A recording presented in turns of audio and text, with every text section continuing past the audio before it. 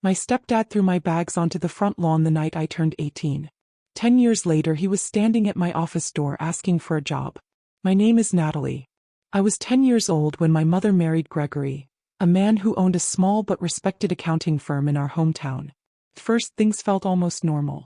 He wasn't cruel in any obvious way during those early years, just distant, the kind of distant that quietly told you exactly where you stood in a household without ever needing to say it out loud.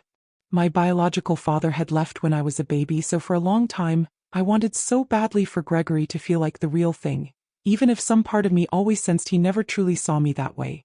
Gregory had a daughter from his first marriage, my stepsister Ashley, who was 2 years older than me and who quickly became the clear favorite in that household in every possible way. Family vacations were planned around her interests. Parent-teacher conferences somehow always ended up prioritizing her school schedule over mine. When I made honor roll in middle school, it barely registered as a passing comment at dinner. When Ashley made the cheerleading squad the same year, Gregory took the entire family out to celebrate at the nicest restaurant in town.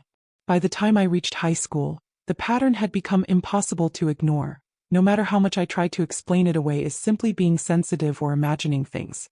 Gregory paid for Ashley's car when she turned 16, a brand new one, chosen together on a weekend trip that felt like a bonding ritual I was never invited to. When I turned 16 2 years later, he told me plainly that I'd need to save up and buy my own car if I wanted one, that it would build character, the exact same phrase he never once used with Ashley. My mother tried, in her limited way, to smooth things over between us, but Gregory ran that household financially, and everyone in it understood without ever saying so directly, that his money came with his own set of quiet rules about who deserved what. I stopped expecting fairness from him somewhere around 16. I focused instead on getting myself out, on building a future that wouldn't depend on his approval or his wallet in any way. The night everything finally broke came just after my 18th birthday, during the summer before I was supposed to leave for college on a partial academic scholarship I'd earned entirely on my own. Gregory and I had an argument, one that started over something small, a curfew disagreement that somehow spiraled into every unspoken resentment either of us had been carrying for years. He told me, in the middle of that argument, that I'd never really been his responsibility in the first place, that he'd only ever tolerated me for my mother's sake, and that now that I was legally an adult, it was time I understood that clearly. I came home from a friend's house 2 nights later to find my belongings, packed into garbage bags because nobody had bothered to find me proper boxes, sitting out on the front lawn in the rain. My mother wasn't home that evening. Gregory stood in the doorway, arms crossed, and told me it was time I learned to stand on my own, since apparently blood was the only thing that actually obligated a parent to care for a child and I didn't share his. I remember standing on that lawn in the rain, 18 years old, staring at everything I owned scattered across wet grass, and feeling something inside me go completely still and quiet. I didn't cry in front of him. I called a friend from my scholarship program, someone I barely knew at the time, who drove over and helped me load everything into her car without asking too many questions. I stayed with her family for the rest of that summer before leaving for college that fall. My mother found out what happened days later and was devastated, but by then the damage inside our family had already been done in a way that couldn't really be undone. I went to college with almost nothing but that scholarship and a fierce, quiet determination to never again depend on anyone who might decide on any given night that I simply wasn't worth keeping around. I worked through college the way I'd worked through everything else in my life, relentlessly, without complaint, without expecting help from anyone.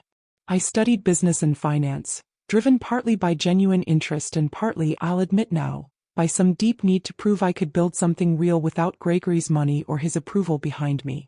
I graduated with honors, took an entry-level position at a growing financial consulting firm, and spent the next several years working my way up through that company with a kind of focus that surprised even me some days. By 26, I'd been promoted into a mid-level management role.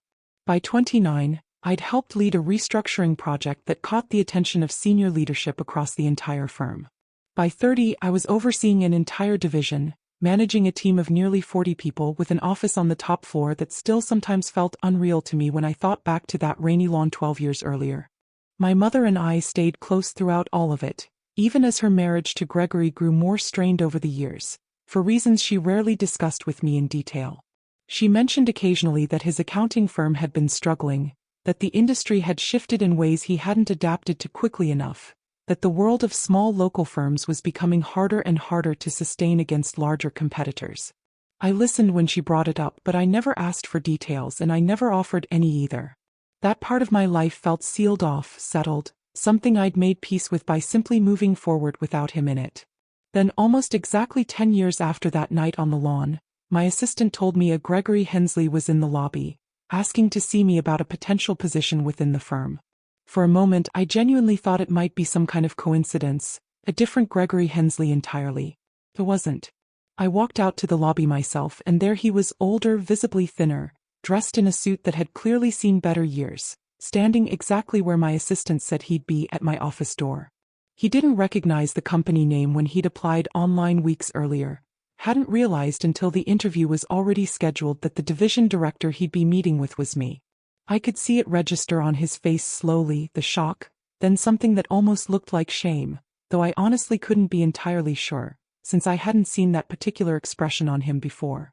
I invited him into my office mostly because turning him away in the lobby in front of my staff felt beneath both of us, whatever complicated history sat between us.